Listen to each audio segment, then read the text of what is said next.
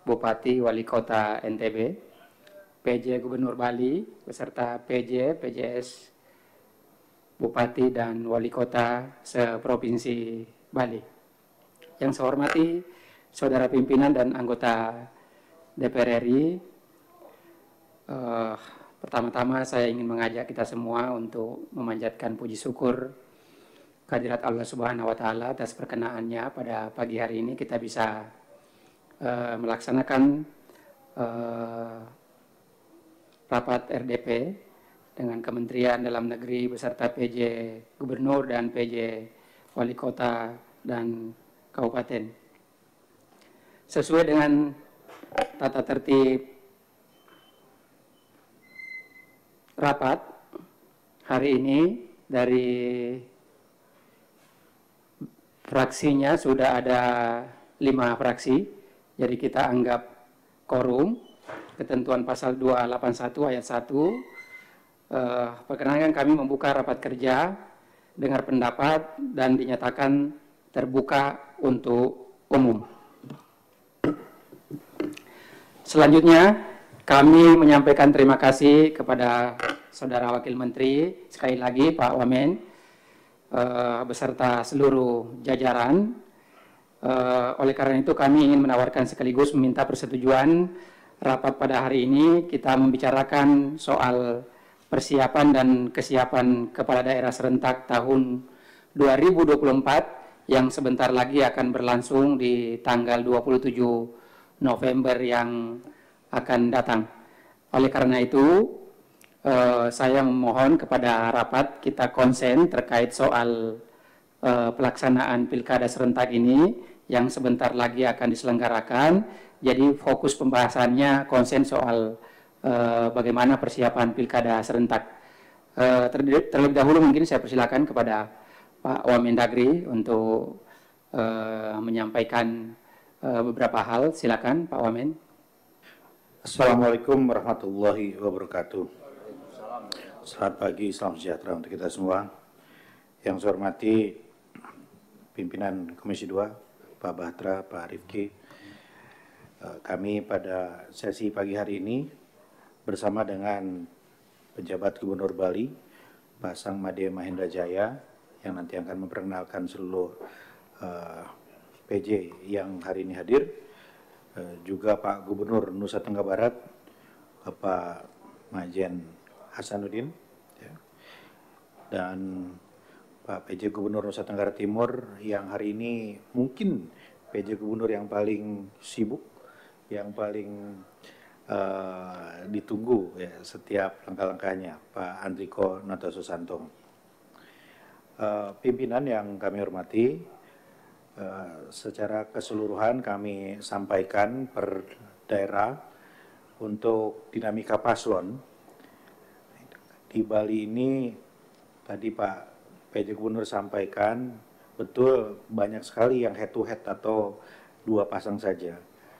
Yang 3 pasang itu di Klungkung, di Bangli, dan di Karangasem gitu ya. Tetapi walaupun mayoritas head to head, ya, menurut Pak PJ Gubernur situasi aman dan terkendali. Untuk Nusa Tenggara Timur ini jumlahnya cukup banyak, yang 5, yang 4 ya. Yang head to head mungkin catatan kami hanya ada 2 di sini. Jadi dinamikanya banyak sekali di NTT ini. Nah, untuk di Nusa Tenggara Barat tidak ada calon tunggal. Ada yang head to head kira-kira ada 3 daerah, ada di Kota Mataram, di Bima, dan di Dompu begitu. Nanti akan disampaikan dinamikanya oleh masing-masing PJ. Izin menambahkan tentang koordinasi kami dengan Nusa Tenggara Timur, karena isu bencana di Flores Timur ini menjadi atensi dari pemerintah pusat. Kami telah mengadakan rapat koordinasi beserta KPU, Bawaslu, dan Forkopimda di Nusa Tenggara Timur. Dan langkah-langkahnya telah dilakukan bersama untuk melakukan proses antisipasi, memastikan agar semua pengungsi, baik yang mandiri maupun yang sekarang ini dikoordinasikan oleh pemerintah setempat, ini bisa menggunakan hak pilihnya. Ada sekitar 29 TPS yang terdampak, 13.782 pemilih yang juga harus kita antisipasi untuk menyalurkan hak pilihnya, dan kami telah menginstruksikan kepada Dukcapil untuk memudahkan proses warga agar bisa mendapatkan hak pilihnya dengan mengeluarkan dokumen yang dibutuhkan. Jadi tidak perlu berliku, cukup menyampaikan satu lembar keterangan yang dicetak oleh Dukcapil setempat. Jadi saya kira itu tidak ada masalah. Isu lain lebih kepada perpindahan domisili. Jadi tentu kalau memilih gubernur masih bisa semua, tapi memilih bupati itu mungkin tidak bisa karena domisilinya berpindah begitu. Jadi ada kehilangan hak suara sekitar di atas 10.000 tadi. Ini mungkin yang terus nanti akan dikoordinasikan bersama KPU, Bawaslu, dan DKPP. Demikian sebagai pengantar, kami kembalikan kepada pimpinan. Terima kasih. Terima kasih Pak Wamen. Sebelum saya persilakan kepada para gubernur atau PJ Bupati dan Wali Kota, saya ingin menyampaikan bahwa Pilkada serentak yang akan diselenggarakan pada 27 November ini bukan hanya kita serahkan kepada tentu pihak penyelenggara. Pemda juga bertanggung jawab atas berjalan secara maksimal penyelenggaraan pilkada yang akan kita gelar sebentar lagi. Jadi selain fokus di situ Pak, kami juga ingin mengingatkan kepada para PJ dan baik di tingkat provinsi maupun kabupaten kota terkait soal netralitas. Nah, ini penting Pak, jangan sampai di kemudian hari menimbulkan masalah yang bapak-bapak sebagian besar PJ ini adalah pejabat karir. Sayang sekali kalau mengorbankan karir dan integritas bapak-bapak hanya untuk berpihak kepada salah satu calon. Maka dari itu kami tekankan betul agar netralitas ASN harus ditegakkan di daerah. Belum lagi misalnya beberapa hari yang lalu putusan MK memperkuat soal sanksi terhadap ASN yang terlibat atau tidak netral terhadap penyelenggaraan pilkada. Bukan hanya sanksi ini, tapi ada sanksi, bukan hanya sanksi denda, tapi ada sanksi hukuman yang berat Pak. Nah, terima kasih. Saya persilakan terlebih dahulu ke PJ Gubernur NTT dulu. Silakan Pak.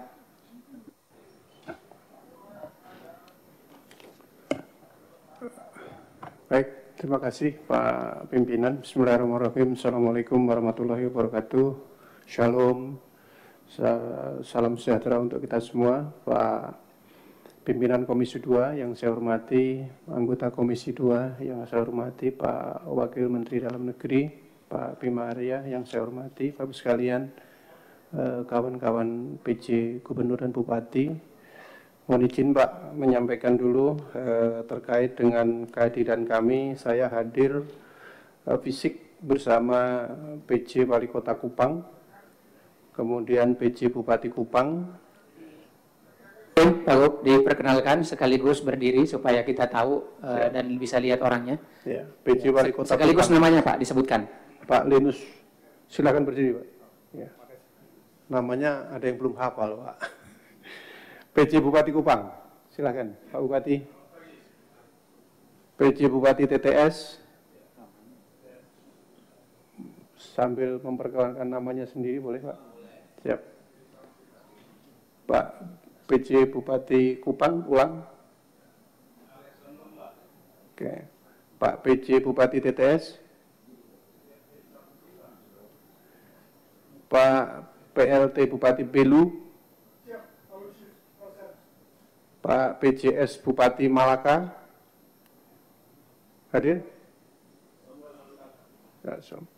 Pak PJ Bupati Lembata. Pak PJS Bupati Manggarai Barat. Pak Sekda, ya. Pak PJ Bupati Sumba Tengah. Pak PJS Bupati Sumba Barat. Recording in progress. PJ Bupati Sumba Daya. PJ Bupati Rindau. PJ Bupati Alor. Bupati Saburai Jua. Hadir? Oh, belum saya hadir. Kemudian beberapa tidak hadir Pak Pimpinan karena ada agenda kerja di kabupaten masing-masing, terutama dari Polres Timur yang memang masih sibuk untuk menangani terkait dengan erupsi Gunung Lewotopi.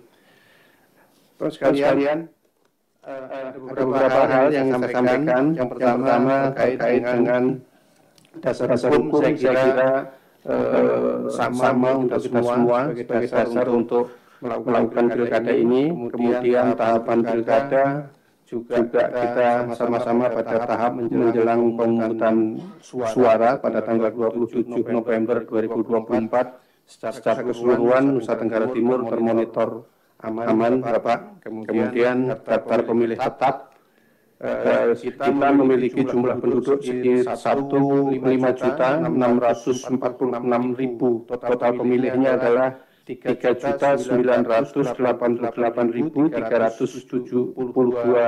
jiwa yang akan menyebar di 9.893 TPS. Ada juga jumlah pemilih disabilitas sebanyak 54.858. Kemudian kami juga memiliki PR kemarin terkait dengan perekaman KTP elektronik. Jadi masih ada 205.005 jiwa yang non KTP elektronik, sehingga kami melakukan percepatan untuk melakukan rekaman KTP elektronik sampai tanggal 18 November.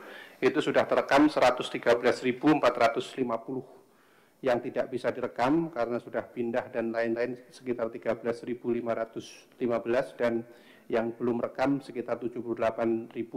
Ini akan terus kita maksimalkan sampai nanti menjelang pemilu kada, akan terus kita lakukan untuk mengoptimalkan untuk perekaman elektronik agar semuanya dapat bisa memilih, Bapak.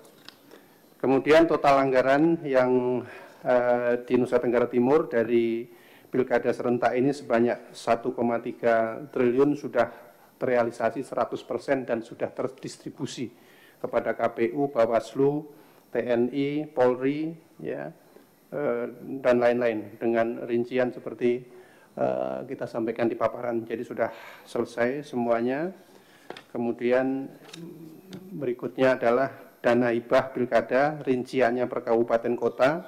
Ini juga sudah terrealisasi semuanya.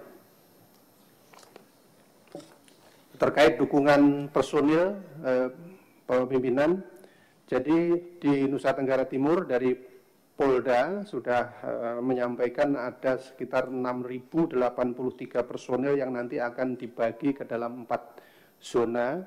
Zona yang pertama adalah di 8 Polres, di Kupang Kota, Kupang, TTS, TTU, Belu, Malaka, Rotendau, dan Saburai Jua. Itu totalnya ada 2.549 personel. Kemudian di zona 2 yang meliputi Sumba Barat Daya, Sumba Barat, Sumba Timur, itu ada sekitar 786 personil. Kemudian di zona 3 itu 6 Polres, di Mabar, Manggarai Barat, Manggarai Timur, Ngada, Nagekeo, dan Ende itu 1.665 personil. Kemudian di zona 4 Polres itu di Sika, Flores Timur, Lembata, dan Alor ada sekitar 1.083 personil. Ini dilaporkan oleh Pak Kapolda, semuanya dalam kondisi siap siaga untuk mengamankan pemilu kada. Kemudian terkait logistik pilkada, kita bagi di dalam perlengkapan pemungutan suara, dukungan perlengkapan lainnya dan perlengkapan pemungutan suara lainnya, teridentifikasi poin-poin yang kita siapkan dari logistik. Ini hasilnya bahwa pengawasan logistik dan personil penyelenggara di 22 kabupaten kota provinsi Nusa Tenggara Timur itu surat suaranya yang ada 4.094.810 untuk gubernur wakil gubernur dan ada 4.136.810 untuk bupati dan wali kota yang nanti akan didistribusi di dalam proses pemilu. Kotak suaranya sebanyak 20.384 dan bilik suaranya 39.516. Kemudian jadwal distribusi logistiknya Ini yang ke kecamatan nanti tanggal 22 sampai tanggal 23, yang ke kelurahan 24 sampai tanggal 25, kemudian yang distribusi ke TPS 1 hari sebelum pemilu kada tanggal 26. Berikut kami laporkan terkait dengan penerimaan logistik di gudang KPU Kabupaten Kota di kotak suara bilik 100% sudah, kemudian ada beberapa yang belum 100%, ini dalam proses pengiriman. Kemudian rincian progres penerimaan suara per kabupaten ini juga kami rekap Bapak Pimpinan sesuai dengan yang total tadi. Kemudian berikutnya kami laporkan terkait dengan sinergitas Pemda dengan TNI dan Polri mendukung Pilkada serentak 2024. Kami Forkopimda sesuai arahan Pak Menteri Dalam Negeri melakukan rapat Forkopimda yang kami lakukan di rumah jabatan PJ Gubernur NTT. Selain kita membicarakan terkait dengan sinergi penanganan erupsi Lewotobi, juga kita membahas isu-isu strategis lainnya termasuk di dalamnya kesiapan Pilkada serentak tahun 2024. Karena surat edaran Pak Mendagri tegas menyampaikan kepada kita bahwa Forkopimda diminta untuk berperan aktif melalui pertemuan rutin, kemudian juga mengambil langkah-langkah antisipatif untuk mencegah terjadinya aksi kriminalitas dan tindakan yang berpotensi menimbulkan gangguan keamanan dan ketertiban. Juga kita melibatkan forum komunikasi antar umat beragama, tokoh masyarakat, tokoh adat, dan pemangku kepentingan lainnya, serta forum-forum yang sudah terbentuk. Kami laporkan juga Bapak terkait dengan tingkat kerawanan pilkada yang sudah kita identifikasi di TPS-TPS ya, yang sangat rawan secara keseluruhan ada 120 TPS, kemudian yang rawan ada 1.538, yang tidak rawan itu ada 8.418 dari total 9.877 TPS yang ada di Nusa Tenggara Timur. Kemudian kawan-kawan dari BIN juga melakukan analisis dan evaluasi terkait dengan antisipasi permasalahan menonjol. Ini berangkat dari Pilkada 2020 yang kita jadikan dasar, yang nanti kita antisipasi agar di 2024 tidak terjadi. Beberapa titik yang kita antisipasi adalah di Manggarai Barat, Sumba Timur, Saburai Jua, Rotendau, Timur Tengah Utara, Belu, dan Kabupaten Malaka. Terkait dengan kerawanan per daerah, ini juga sudah kita mapping ya, poin-poin yang nanti kemungkinan di dalam setiap tahap pilkada itu perlu kita antisipasi. Kemudian yang berikutnya kami laporkan terkait dengan pembentukan DES Pilkada Serentak tahun 2024. Ini juga telah terbentuk tim DES Pilkada Provinsi NTT pada tanggal 28 Februari tahun 2023 untuk memonitoring sosialisasi dan pelaporan sebagai dukungan pemerintah daerah dalam melaksanakan Pilkada Provinsi Kabupaten Kota, yang tugasnya adalah koordinasi dan pemantauan, menginventarisasi dan mengantisipasi persoalan, melaporkan informasi kepada pemerintah, dan pelaksanaan pilkada secara berjenjang. Berikutnya deklarasi damai, Bapak Pimpinan, ini juga sudah kita lakukan. Deklarasi damai yang diadakan di KPU Provinsi NTT, Polda NTT pada tanggal 24 September, dihadiri oleh paslon dan pimpinan parpol, KPU NTT, Bawaslu NTT, Bupati, Wali Kota, perguruan tinggi, serta tokoh-tokoh masyarakat yang disaksikan oleh Forkopimda NTT. Secara berjenjang, semua bupati dan wali kota juga melakukan hal yang sama di kabupaten kotanya masing-masing. Ini berikutnya kami laporkan terkait dengan kepala daerah, PJ, PLT, PJS, ada sekitar 14 daerah itu PJ Bupati Wali Kota, PLT-nya ada 3, kemudian PJS Bupatinya ada 5. Berikutnya rekap paslon. Di Nusa Tenggara Timur, Gubernur ada 3 paslon, kemudian Bupati dan Wali Kota secara keseluruhan ada 179 paslon, sehingga total jumlah paslon yang berkompetisi di pemilu kada 2024 ini 182 paslon.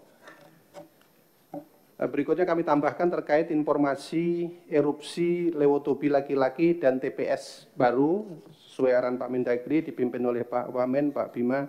Kita melakukan rapat koordinasi. Jadi memang ada sekitar 17.044 yang terbagi di 37 TPS di wilayah Flores Timur yang akan kita lakukan beberapa tindakan ya. Berikutnya yaitu pemerintah menetapkan 6 posko resmi bencana yaitu Konga, Bokang Kulamatang, Lewolaga, Duntana, Lewungyu, Kobasoma, dan Ilekirong. Nah, disepakati untuk TPS di wilayah terdampak direlokasi ke TPS khusus bencana di lokasi posko yang telah disepakati. Ini kawan-kawan di kabupaten sudah melakukan identifikasi TPS khusus ya, terutama di Flores Timur. Kemudian KPU akan membuka posko pelayanan pemilih di posko-posko yang telah disepakati, lalu batas waktu pengelolaan data pemilih untuk TPS bencana alam paling lambat nanti tanggal 20 November 2024, kemudian kita mensosialisasikan secara masif kepada semua masyarakat agar bagi yang menampung pengungsi mandiri agar melaporkan sehingga dapat difasilitasi pindah memilih. KPU menyerahkan data by name by address untuk pemilih di wilayah terdampak kepada Disduk Capil untuk difasilitasi penerbitan EKTP, surat keterangan atau biodata kependudukan yang hilang di saat bencana.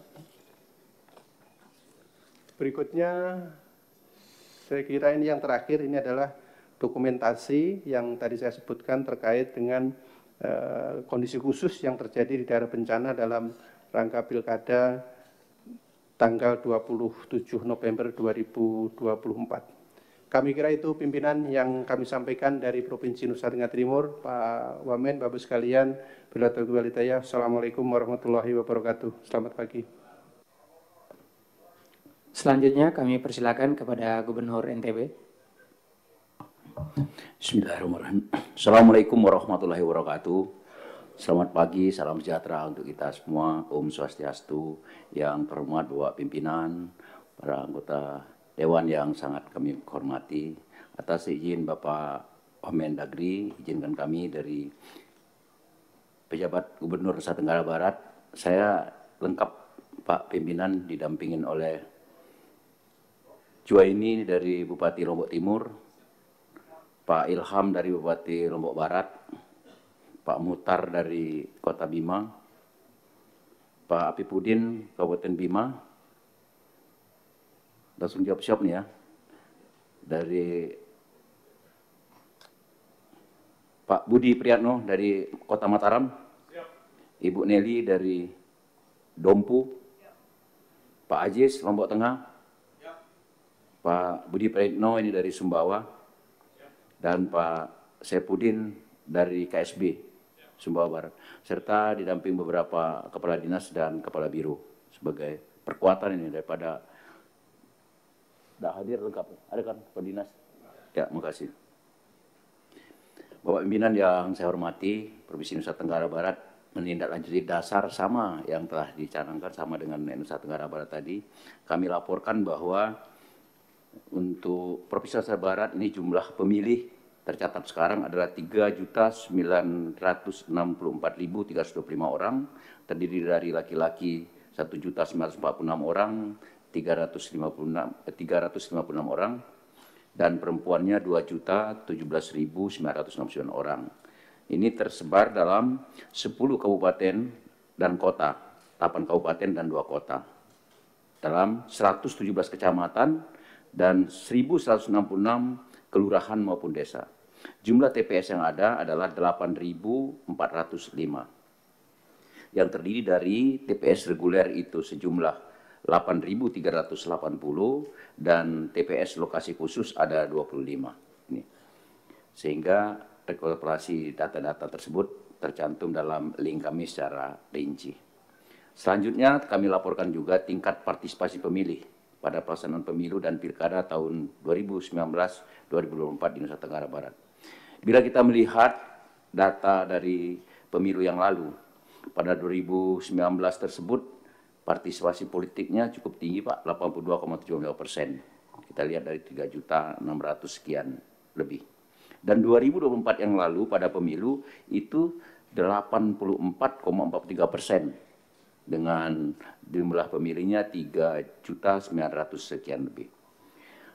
Khusus pilkada kami bandingkan pada 2018 yang lalu itu 3.600 sekian DPT.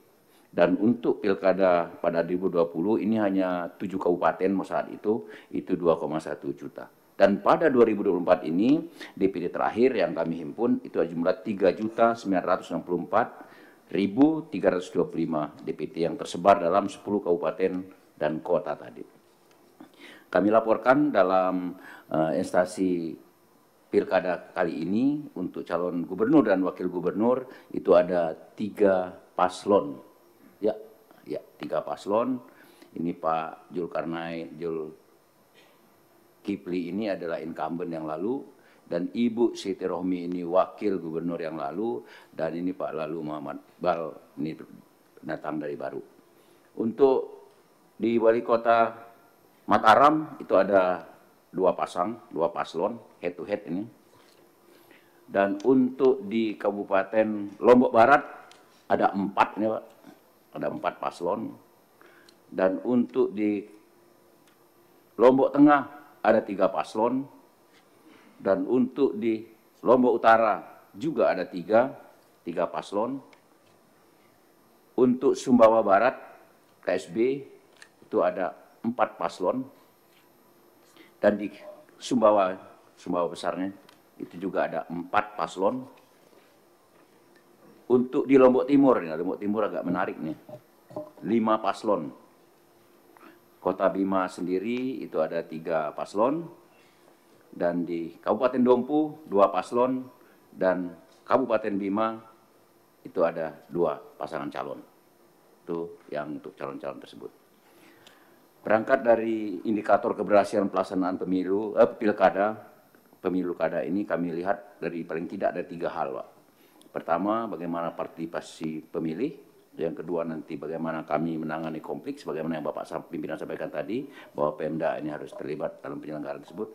Yang ketiga, tentunya bagaimana aspek dukungan dari pemerintah, sehingga terrealisasi yang harapan kita pilkada nanti bisa damai, yang merupakan simbol persatuan bangsa, dan ini kita selalu tagline-kan memilih serentak, pilkada damai, dan pilkada serentak 2024 secara berenjang, mulai dari tingkat provinsi sampai dengan kabupaten kota, bahkan sampai tingkat desa.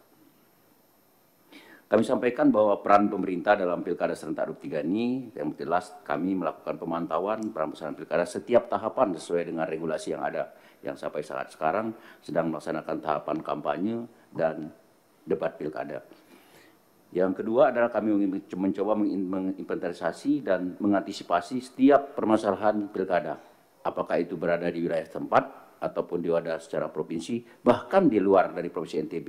Karena bisa saja hal-hal yang terjadi di luar menjadi penyebab terjadinya permasalahan tempat kita, ataupun sebaliknya. Permasalahan di tempat kita akan memicu menjadi tempat yang lain. Tentunya ada berangkat dari tersebut kami coba memberikan saran dalam penyelesaian permasalahan dan langsung penyelesaian di lapangan, sehingga tidak berlarut. Hal ini merupakan laporan informasi mengenai permasalahan dan perkembangan persiapan pilkada. Kami himpun dalam desk pilkada yang dilaporkan real time per hari, sehingga kami bisa melihat perkembangan dan langkah-langkah yang diambil. Ada beberapa tantangan kami coba petakan, tantangan dan merupakan bisa menjadi hambatan pilkada tersebut apabila kita tidak siasati dan tidak diambil langkah. Yang jelas ini berlaku sifatnya secara universal. Yang pertama ada polarisasi politik. Nah, ini pasti tidak bisa dihindari karena memang politik ada dinamis. Disinformasi dan berita hoax, dan dengan berkembangannya berita, informasi, teknologi, informasi saat sekarang, hal ini juga hal yang bersifat masif. Yang berikut tentang manipulasi pemilih, ini bisa terjadi dan ini harus kita mitigasi dan kita antisipasi. Yang tidak kalah penting adalah partisipasi pemilih. Sebagaimana kami laporkan pendahuluan tadi, itu merupakan acuan standar kami bagaimana nanti partisipasi pemilih pada saat pilkada tersebut. Ini salah satu tingkat demokrasi partisipasi kita. Yang berikut adalah sarana-prasarana dan teknologi. Ini juga merupakan sarana pendukung dan tidak bisa terpisahkan dari suksesnya pelaksanaan pilkada tersebut.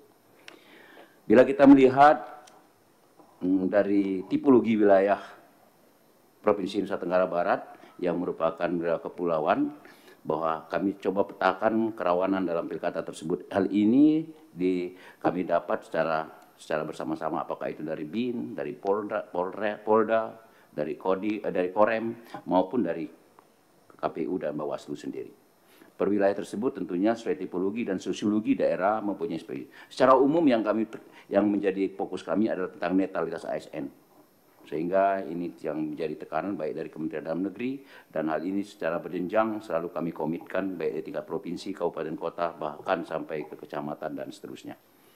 Tentunya termasuk sesuai dengan wilayahnya ada hal-hal yang perlu kami waspadai, termasuk seperti Nusa Tenggara Timur tadi, kemungkinan perkembangan situasi bencana di lapangan. Hal ini juga kemudian kami petakan. Bapak pimpinan yang kami hormati, para anggota Dewan yang kami muliakan, tentunya suksesnya Pilkada serentak ini tidak terlepas dari sinergitas dan koordinasi, kolaborasi semua pihak, karena ini akan menyangkut semua aspek, semua keterbukaan dari segala aspek. Hal ini kami laksanakan baik itu secara periodik maupun insidentil sesuai dengan kepentingan, baik tingkat Forkopimda provinsi, Forkopimda kabupaten kota maupun tingkat Tripika kecamatan, termasuk diorganisir sampai persiapan sumber daya dalam pengawasan di TPS-TPS tersebut. Yang tidak kalah penting kami laporkan seperti tadi tentang netralitas penyelenggara pemilu dan ASN yang kami bawahi sesuai dengan tupoksi kami. Tentunya penyelenggara pemilu ini, pilkada ini, baik itu penyelenggara, pengaman, pengawas maupun bidang pengamanan, yang tidak terlepas kita adalah Pemda sebagai ASN. Dan ini secara real time kami himpun dan kami tidak lanjutin. Bapak pimpinan yang kami hormati, demikian secara umum yang kami sampaikan sampai saat ini. Sekali lagi sampai saat ini kami sampaikan tahapan pilkada secara serentak di Provinsi Nusa Tenggara Barat berjalan sesuai dengan tahapan yang ada, dan hal-hal yang menonjol selalu kami himpun dan kami mitigasi. Setiap perkembangan kami laporkan secara berjenjang kepada Kementerian Dalam Negeri. Selanjutnya kami mohon arahan dan petunjuk. Sekian dan terima kasih. Assalamualaikum warahmatullahi wabarakatuh. Terima kasih Pak PJ Gubernur NTB. Tadi saya belum melihat soal dana hibahnya ya, nggak disampaikan. Terima kasih Pak. Dana hibah memang dalam link kami ada. Kami laporkan secara keseluruhan dan kami laporkan pada saat rapat di Bali secara keseluruhan 100% kami sudah NPHD sudah cair dan sudah terlaksana. Sampai saat sekarang belum ada kendala di lapangan dalam kaitan tersebut. Terima kasih. Oke, terima kasih. Cuman ini saya lihat kalau saya tidak salah 3 pasang ya Pak Gub ya. Betul Pak. Ini saya agak pangling ini dari 3 pasang ini kok ada yang besar gambarnya, ada yang kecil. Sengaja ini yang di tengah ini agak kecil saya lihat ini Pak Wamen.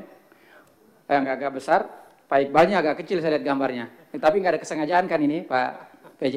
Memang satu gambar 1000 makna. Oh ya. Terima kasih Pak. Mohon izin. Terima kasih. Malah Pak Iqbalnya saya lihat agak kecil gambarnya nih. Ya silakan Pak PJ Gubernur Bali. Terima kasih. Assalamualaikum warahmatullahi wabarakatuh. Salam sejahtera, shalom, namo buddhaya, om swastiastu, dan selamat pagi. Yang terhormat Bapak Ketua dan pimpinan anggota Komisi 2 DPR RI, yang terhormat segenap anggota Komisi 2 DPR RI, yang sangat-sangat kami hormati Bapak Wakil Menteri Dalam Negeri, yang kami hormati rekan-rekan kepala daerah yang hadir termasuk juga OPD dan Bapak Ibu sekalian. Kami mohon izin untuk langsung pertama-tama kami ingin memperkenalkan rekan-rekan dari Bali yang hadir bersama-sama kami secara langsung. Yang pertama PLT Bupati Badung Bapak Dr. Randosi Ketotsuyasu. Yang kedua PLT Bupati Karangasem Bapak Dr. Iwayan Arte Dipe SAMH. Kemudian untuk dari Tabanan, karena Bapak PLT-nya sedang ada kegiatan upacara, diwakili oleh Sekda Tabanan, Bapak Dr. Igede Susilo. Kemudian PJ Bupati Buleleng, Bapak Insinyur Iketut Lihatnyana, MMA. Kemudian PJ Bupati Gianyar, Bapak Idewa Tagel Wirase SE AK MSI. Kemudian PJ Bupati Kelungkung, Bapak Inyoman Cendrike SOS MM. PJS Bupati Jembrane, Bapak Dr. Iketut Sukri Negara SOS. Kemudian PJS Bupati Bangli, Bapak Dr. Randos Imadir Tid AP MSI. Dan PJS Wali Kota Denpasar, Bapak Idewa Gede Mahendra Putra SAMH. Juga ada menyertai kami beberapa kepala OPD. Kami mohon izin langsung melaporkan. Laporan kami bagi dalam outline, 1 pendahuluan, 2 kesiapan penyelenggaraan Pilkada serentak 2024 di Provinsi Bali, Dan kemudian yang ketiga, mitigasi permasalahan pilkada serentak 2024. Kami langsung saja Pak, sebagaimana tadi dilaporkan oleh Bapak Wamen, untuk di Bali itu paslon dalam pilkada serentak 2024 untuk pemilihan gubernur ada 2 paslon.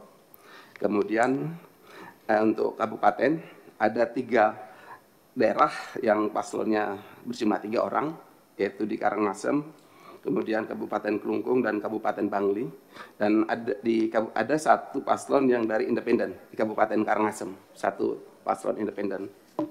Kemudian ada 6 kabupaten yang head to head atau 2 pasang paslon, yaitu Kota Denpasar, Kabupaten Badung, Kabupaten Gianyar, Kabupaten Tabanan, Kabupaten Buleleng, dan Kabupaten Jembrane.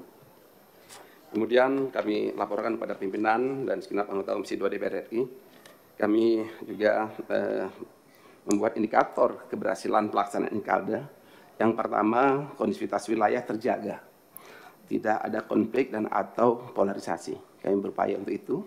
Yang kemudian setiap tahapan berjalan lancar sesuai rencana. Kemudian pemerintahan dan pelayanan publik berjalan dengan baik. Partisipasi masyarakat atau pemilih tinggi, sengketa pilkada zero atau nihil dan atau paling tidak minimal. Dan diharapkan dari pelaksanaan pilkada ini akan menghasilkan pilihan pemimpin yang terbaik bagi Bali. Kemudian kami laporkan untuk partisipasi masyarakat atau pemilih, kalau pada pelaksanaan pemilu 2024 di Provinsi Bali, itu partisipasinya 83,34% di atas rata-rata nasional. Kemudian untuk partisipasi pemilih pada pilkada, itu pada tahun 2008 itu 74,68%, kemudian 2013 73,8%, 2018 71,9%, kemudian di pilkada 2024 itu 75%, itu menjadi target 75%, dan pada kesempatan juga kami laporkan paralel dengan hal tersebut, indeks demokrasi Provinsi Bali juga terus mengalami peningkatan. Pada tahun 2023 kemarin itu menempati ranking pertama nasional. Kemudian terkait kesiapan penyelenggaraan pilkada serentak 2024, dalam ini terkait peran pemerintah daerah dalam penyelenggaraan pilkada berdasari perintah undang-undang dan untuk mendukung suksesnya penyelenggaraan pilkada serentak 2024 di Bali, pemerintah daerah, provinsi dan kabupaten kota telah memberikan dukungan dalam penyelenggaraan pilkada, antara lain dukungan anggaran kepada penyelenggara pilkada dan pengamanan, dukungan penyediaan sarana ruangan sekretariat badan ad hoc pilkada sesuai kebutuhan, kemudian dukungan penugasan personil pada sekretariat badan ad hoc pilkada sesuai kebutuhan, sosialisasi dan pendidikan politik untuk meningkatkan partisipasi masyarakat, kemudian memastikan kelancaran distribusi logistik, memantau kelancaran penyelenggaraan pilkada dengan membentuk desk pilkada dan menjaga netralitas ASN. Kami laporkan untuk kesiapan anggaran pendanaan pilkada itu diberikan melalui NPHD baik provinsi maupun kabupaten kota, dan pada kesempatan ini kami laporkan pemerintah daerah Bali ini adalah menjadi provinsi pertama berdasarkan hasil ANEP Kemendagri yang telah merealisasikan hibah untuk dukungan anggaran ini baik kepada penyelenggara maupun aparat keamanan. Ini Bali menjadi provinsi pertama yang merealisasikan. Kemudian untuk daftar pemilih tetap itu totalnya 3.283.893, itu ada sejumlah 6.795 TPS, diantaranya terdapat 11 TPS khusus dengan jumlah pemilih sebanyak 2.439 pemilih yang tersebar di 8 kabupaten. Memang kalau melihat data banyak di Bali itu Genset itu mendominasi 984.000 lebih, kemudian diikuti GNJ itu 9.441.000 lebih. Kalau berdasarkan jenis kelamin itu terbanyak adalah perempuan. Itu untuk data. Kemudian terkait SDM penyelenggaraan SDM penyelenggara dan pengawas pilkada, Ini kalau di KPU sendiri, komisioner di provinsi ada 5, kabupaten kota lengkap semuanya 45, sekretariat itu yang berasal dari ASN 165 orang, PPNPN 124 orang, kemudian badan ad hoc, PPK 285 orang, PPS 2.148 orang, KPPS 47.656 orang, semuanya sudah diberikan pelatihan.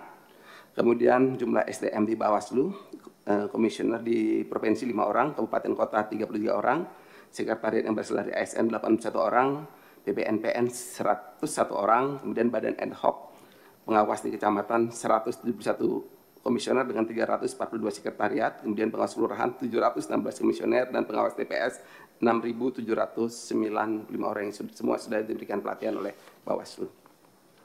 Kemudian terkait dengan kesiapan pengamanan pilkada, ini kami laporkan secara dapat kami katakan baik Polri, TNI, dan Limas sudah siap, bahkan sudah untuk Polri juga sudah dilakukan, sudah menggelar latihan pra-ops dan juga sudah dilakukan gelar pasukan. Kekuatan TNI, kuat personilnya itu 3.546 personil, diantaranya 1.319 personil disiapkan untuk pengamanan TPS, sekitar TPS maksudnya, akan di dalam. Kemudian Polri total kekuatan 7.056 personil, diantaranya 4.050 personil untuk pengamanan TPS, dan Linmas sendiri sudah dipersiapkan dan juga sudah diberikan pembekalan sejumlah 12.089 personil. Jadi dapat kami katakan untuk pengamanan sudah siap. Kemudian juga kami laporkan sudah dilakukan telah dibentuk Des Pilkada Provinsi Bali berdasarkan keputusan Gubernur mulai Bali pada tanggal 26 Januari 2024 pada saat awal tahapan. Kemudian juga di kabupaten juga, kota juga telah dibentuk Des Pilkada di seluruh kabupaten kota berdasarkan keputusan Bupati Wali Kota masing-masing. Itu mendasari arahan dari Kemendagri.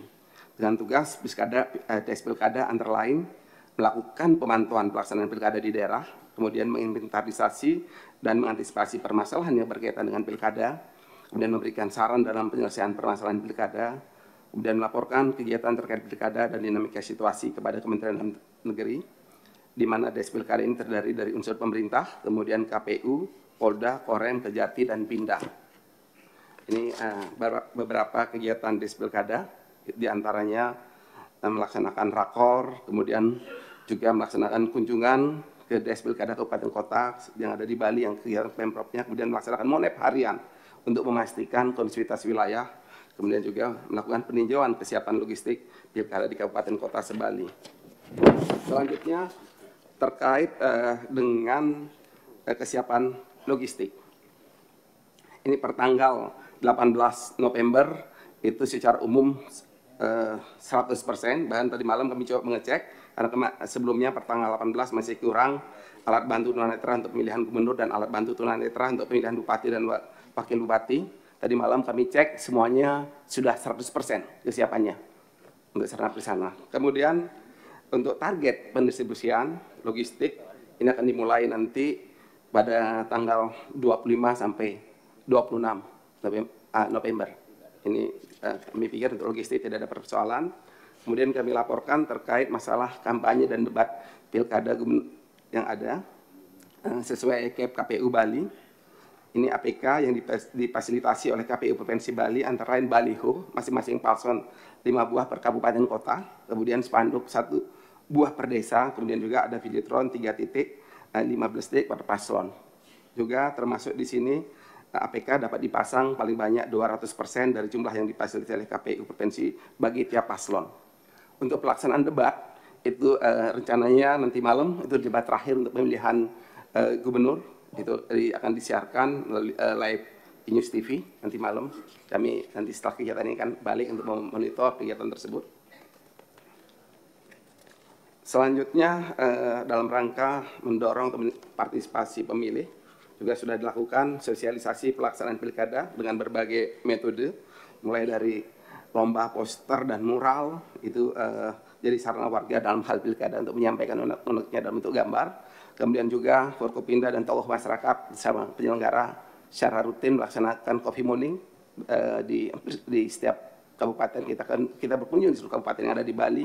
Kemudian juga ada Rights for Democracy, ini kita mendorong biar makin banyak untuk menggemakan, untuk mendorong peningkatan partisipasi pemilih, dan juga dilakukan penanaman pohon, baik oleh penyelenggara maupun seluruh OPD.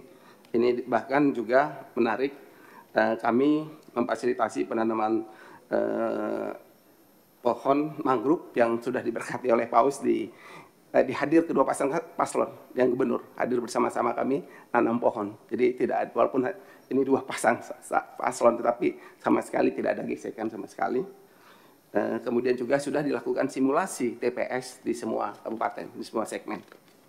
Kemudian terkait mitigasi kerawanan, kami laporkan mendasari IKP dari Panwaslu untuk rata-rata IKP Provinsi Bali itu di angka 52,75. Kemudian kalau melihat dimensi IKP di Provinsi Bali, ini dari indeks yang potensi kerawanan pilkada yang dibuat oleh Mabes Polri.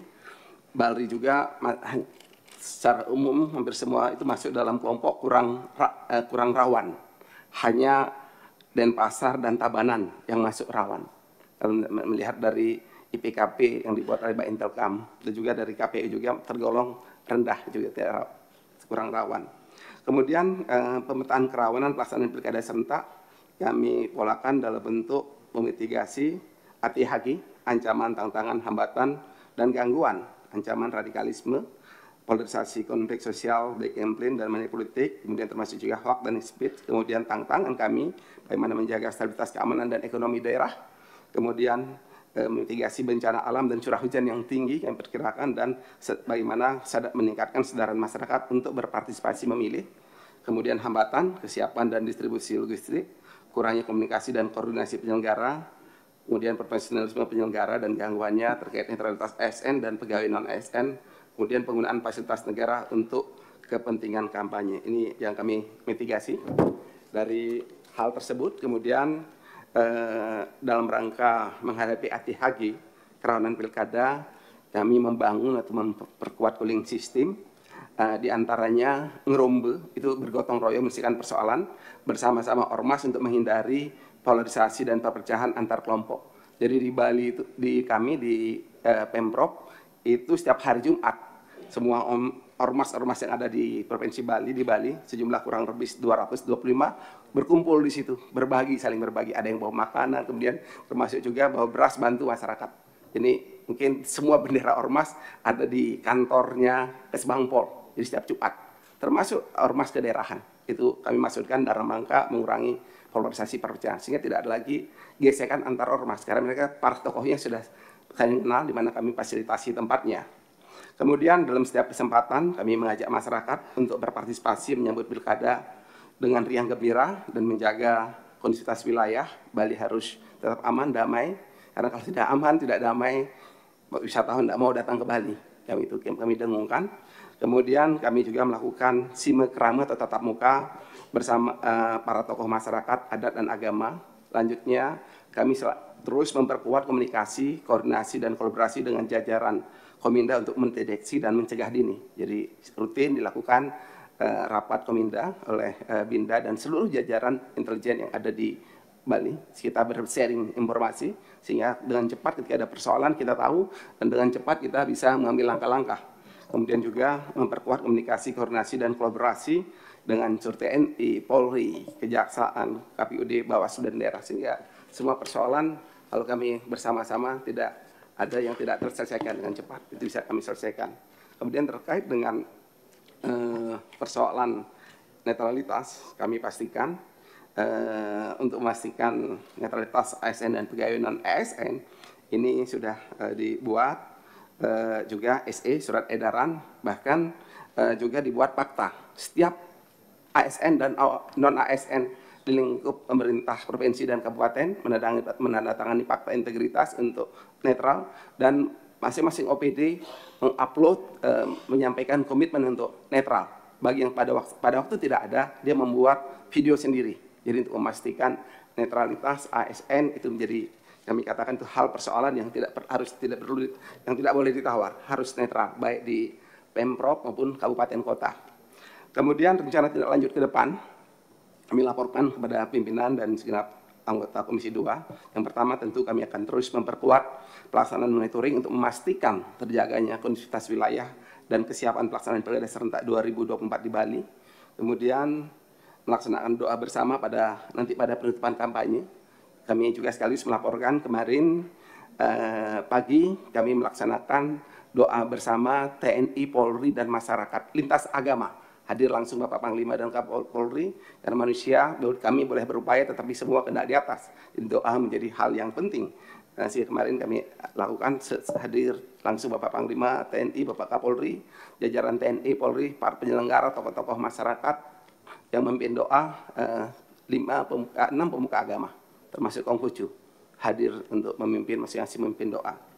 Kemudian kami merencanakan juga bersama Forkominda dan Penyelenggara Pilkada melaksanakan peninjauan lapangan untuk memastikan kesiapan pelaksanaan pemungutan suara pada H-1 pemungutan suara nanti. Kemudian bersama Forkominda dan Penyelenggara Pilkada melaksanakan kunjungan lapangan pada saat pemungutan hitung suara.